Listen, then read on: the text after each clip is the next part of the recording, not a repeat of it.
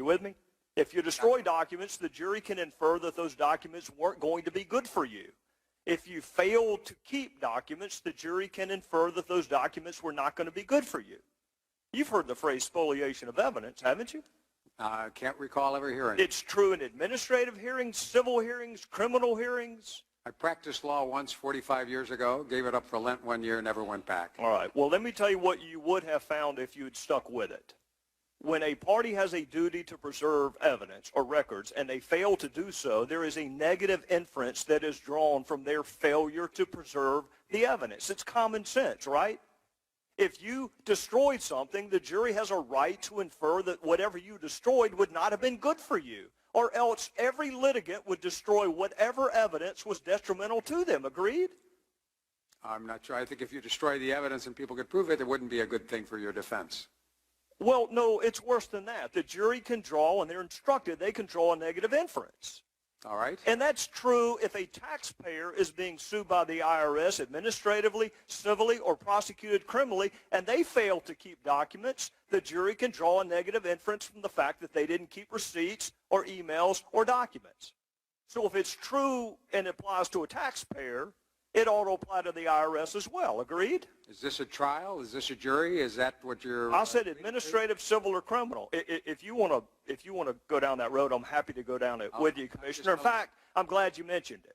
You have already said multiple times today that there was no evidence that you found of any criminal wrongdoing. I want you to tell me what criminal statutes you've evaluated. I have not looked at any. Well, then how can you possibly tell our fellow citizens that there's no criminal wrongdoing if you don't even know what statutes to look at? Because I've seen no evidence that anyone consciously... Well, how would you know what elements of the crime existed? You don't even know what statutes are at play. I'm going to ask you again. What statutes have you evaluated? I think you can rely on common sense that nothing I have seen... Common sense. Instead of the criminal code, you want to rely on common sense. No, Mr. You can shake your head all you want to, Commissioner. You have said today that there's no evidence of criminal wrongdoing. And I'm asking you what criminal statutes you have reviewed to reach that conclusion. I've reviewed no criminal statute. All right, so you don't have any idea whether there's any criminal conduct or not because you don't know the elements of the offense. I've seen no evidence of wrongdoing. Oh, well, that's very different from no evidence of criminal misconduct, Commissioner. Well, it seems to me if you haven't done wrongdoing, it'd be pretty hard to argue that you've had some criminal violation if you didn't. Well, what did Lois Lerner mean when she said perhaps the FEC will save the day? I have no idea what did she say? Well, what did she mean when she said we need a project, but we need to be careful that it doesn't appear to be per se political? You don't think that's a potential violation of 18242? I have no idea if it... Because you haven't looked at 18242, and you don't have any idea, Commissioner. You don't have any idea whether there's any criminal wrongdoing or not.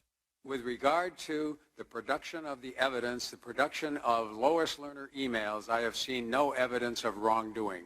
What else went on? Well, if there were, that would be a separate criminal offense. What else went on with Lois Lerner, I said in the past. So what you're saying is you don't have any idea whether she engaged in criminal wrongdoing. You're just saying that you did not engage in any with respect to the emails. I haven't seen any wrongdoing with regard to the production of Lois Lerner emails. But you are not saying there was no criminal wrongdoing with respect to the targeting of conservative groups. I want to be very clear. You're not saying that. I've made no judgments. So you disagree with the president when he says there's not a smidgen of corruption? There are people who have been making judgments both sides about whether there were... And you know what? I'm not one of those. I'm just simply saying we will never know because you didn't keep the evidence. The evidence was spoliated.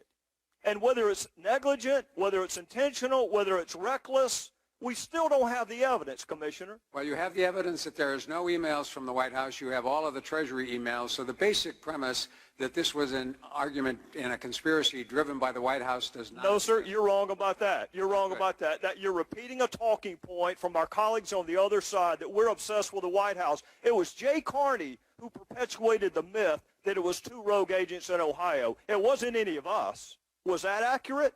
Was that first initial line of defense that this is just 2 rogue agents in Ohio? Was that accurate, Commissioner? Not that I know of. All right, so that wasn't accurate, and that came from the White House. Who said there's not a smidgen of corruption? Who said that, Commissioner? My understanding is that was the president. All right, it was the president. So that's Jay Carney and the president both inserting themselves into the IRS scandal. And you want to blame us? for bringing the White House into it? I haven't blamed you at all. You just did, Commissioner. You just did. Well, it's a good argument. All I said was the White House has revealed there were no Lois Lerner emails. Treasury has given you all of their emails. So to the extent that the argument was that Lois Lerner was conspiring and emailing back and forth, thus far I haven't seen any. But you can be engaged in a conspiracy that doesn't include the White House. Gentlemen.